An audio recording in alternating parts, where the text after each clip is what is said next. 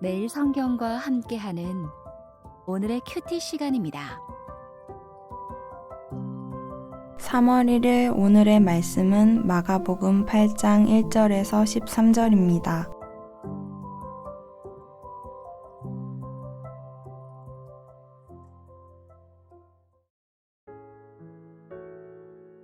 그 무렵에 또 큰 무리가 있어 먹을 것이 없는지라 예수께서 제자들을 불러 이르시되 내가 무리를 불쌍히 여기노라. 그들이 나와 함께 있은지 이미 사흘이 지났으나 먹을 것이 없도다. 만일 내가 그들을 굶겨 집으로 보내면 길에서 기진하리라. 그 중에는 멀리서 온 사람들도 있느니라. 제자들이 대답하되 이 광야 어디서 떡을 얻어 이 사람들로 배부르게 할 수 있으리이까? 예수께서 물으시되 너희에게 떡 몇 개나 있느냐? 이르되 7이로소이다 하거늘 예수께서 무리를 명하여 땅에 앉게 하시고 떡 7개를 가지사 축사하시고 떼어 제자들에게 주어 나누어 주게 하시니 제자들이 무리에게 나누어 주더라.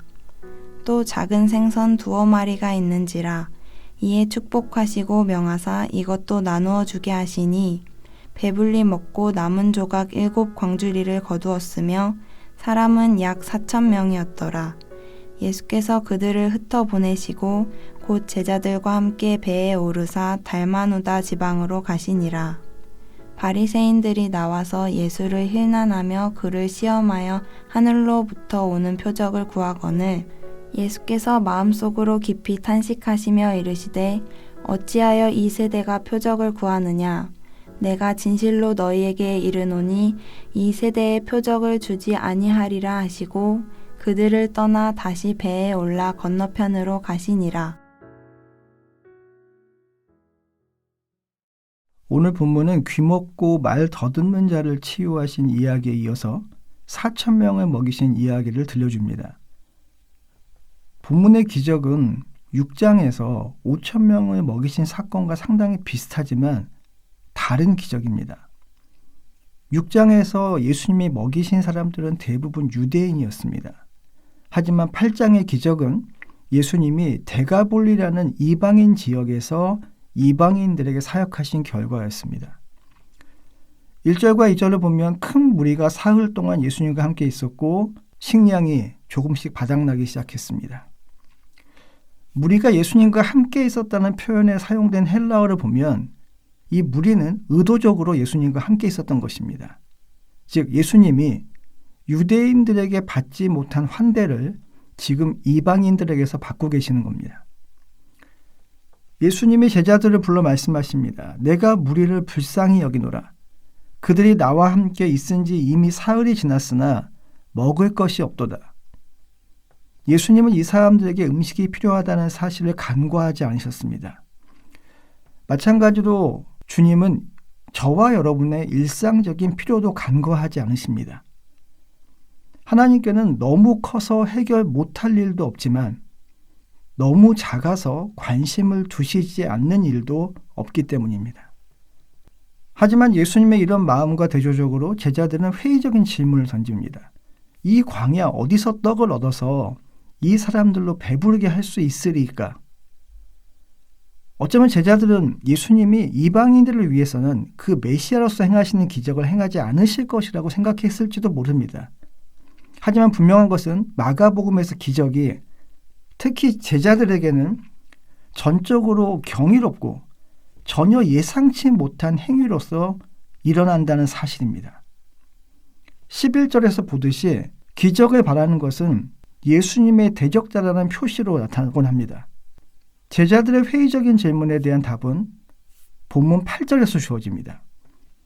8절은 예수님의 기적으로 인해 무리가 배불리 먹었다고 말하는데 여기서 사용되는 그 헬라어를 보시면 제자들이 이 사람들을 배부르게 할 수 있겠습니까? 라는 질문을 할 때 사용된 것과 같은 헬라어를 쓰고 있습니다.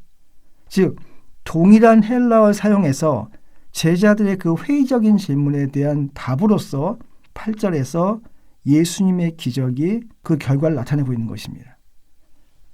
예수님이 이 사람들을 배부르게 하실 수 있다고, 즉 이들의 필요를 채우실 수 있다고 답한 것입니다. 예수님은 이처럼 당신을 갈망하는 사람들의 필요가 무엇인지를 아십니다. 그리고 그 필요를 채워주려고 하십니다. 더 중요한 것은 그 필요를 채우실 수 있는 분입니다. 그 주님 앞에 저와 여러분의 필요를 아뢰고 주의 도우심을 구하고 주님을 신뢰하는 오늘 하루가 되시길 소망합니다. 어제 본문이 마가복음 7장 24절부터 오늘 본문의 일부인 8장 10절까지에 나오는 새 이야기는 이방인들이 하나님의 말씀에 놀라울 정도로 수용적이라는 사실, 그리고 유대인들에게 외면당하는 이방인일지라도 하나님께는 외면당하지 않는다는 사실을 보여줍니다. 이방인에 대한 유대인의 반응과 예수님의 반응 사이에 나타나는 차이는요, 9절에서도 볼 수 있습니다. 예수께서 그들을 흩어 보내시고라고 말하는데 여기서 보내다라는 이 단어는 해산시키다 혹은 해방시키다로 번역될 수 있습니다. 즉 배고픈 무리를 향한 제자들의 반응처럼 유대인들은 이 이방인 무리들을 해산시키려 했을지 모르지만 예수님은 배고프고 소외된 자들을 배부르게 하시고 이들을 해방시키셨습니다. 11절부터 13절은 바리새인들이 예수님께 하늘의 표적을 구하는 것을 믿음에 대한 부정적인 교훈으로 사용하고 있습니다. 본문은 바리새인들이 예수님께 하늘로부터 오는 표적을 구한 것이 예수님을 시험한 행동이었다고 말합니다. 이 시험하다라고 하는 이 단어가 마가복음에 4번 나오는데요.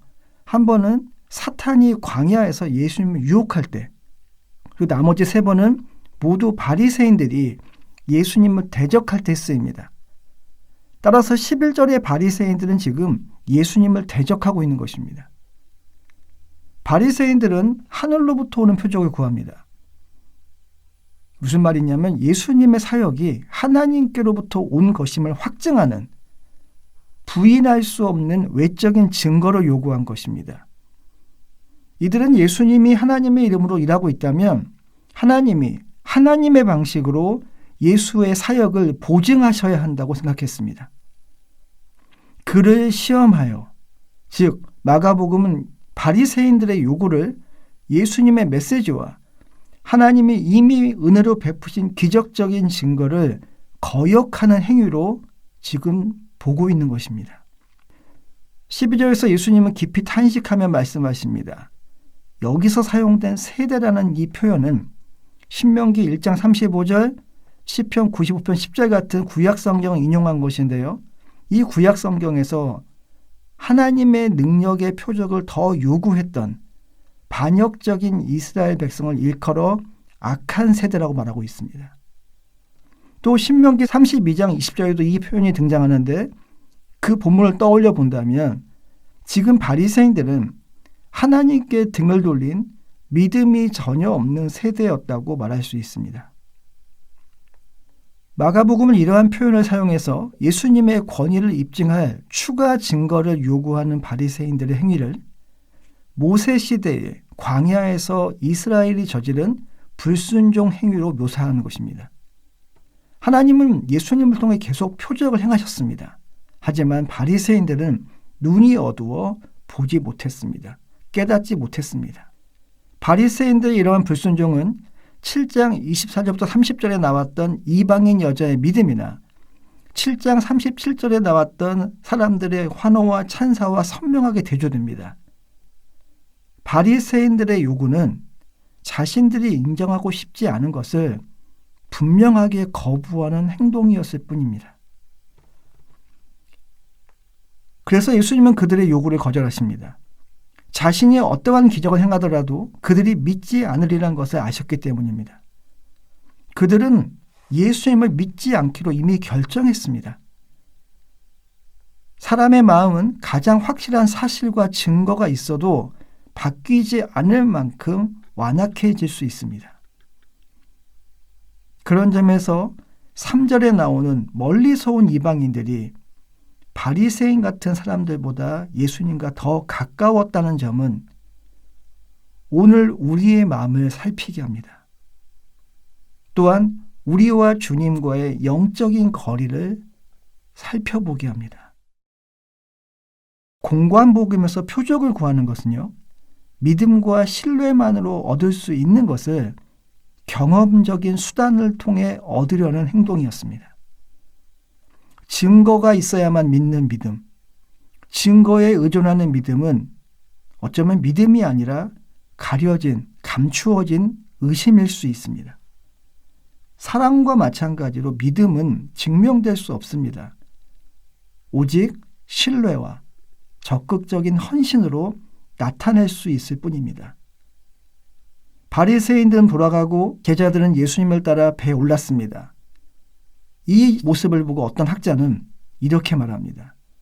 믿음은 호숫가에 안전하게 계속 있기를 택하는 것이 아니라 예수님과 함께의 배에 오를 때 생긴다라고 말입니다. 기도하겠습니다. 오늘도 우리에게 말씀하여 주시고 말씀으로 주님이 어떤 분인지 알려주시니 감사합니다. 말씀이라는 분명한 증거를 주셨으니 또 다른 증거를, 표적을 구하는 악한 세대가 아니라 주신 말씀 앞에 순종함으로, 말씀하신 그 주님 앞에 신뢰함으로 반응하는 저희가 되게 하여 주시옵소서. 주님, 오늘 하루 저희의 삶이 믿음의 항해를 위해 주님과 함께 배에 오르는 발걸음이 되게 하여 주시옵소서. 예수님의 이름으로 기도하였습니다. 아멘.